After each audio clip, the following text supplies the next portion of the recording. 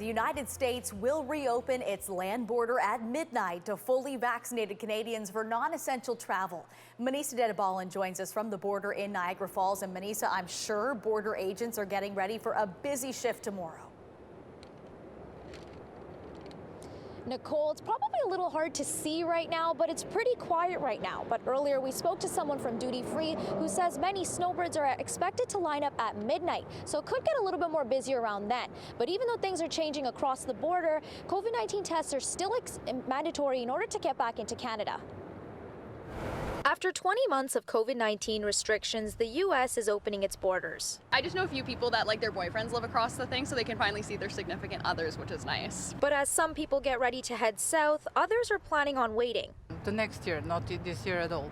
We need a time and more money for that trip.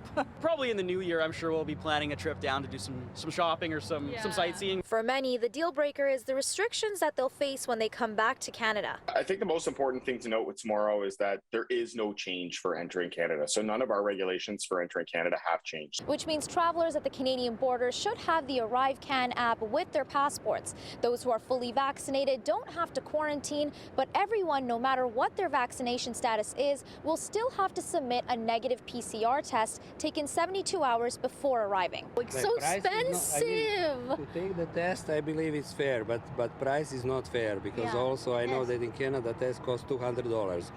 I was recently in Dominican Republic. There I pay $80.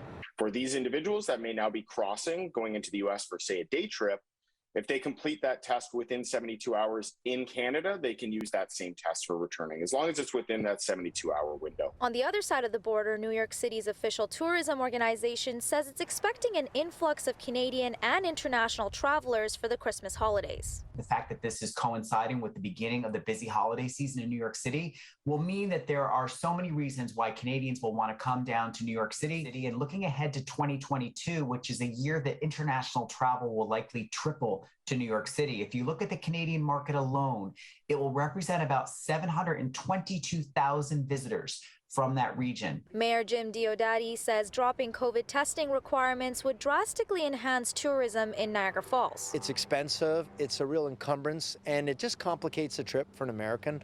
So they're going to wait.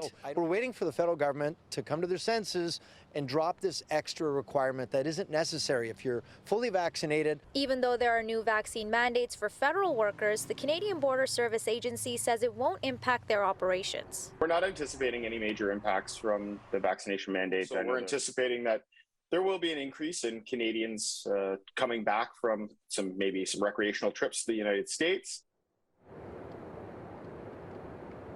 Canada Border Service Agency says you can check their website for information on wait times at each border. That way you can plan your trip accordingly and go to a border crossing that is less busy.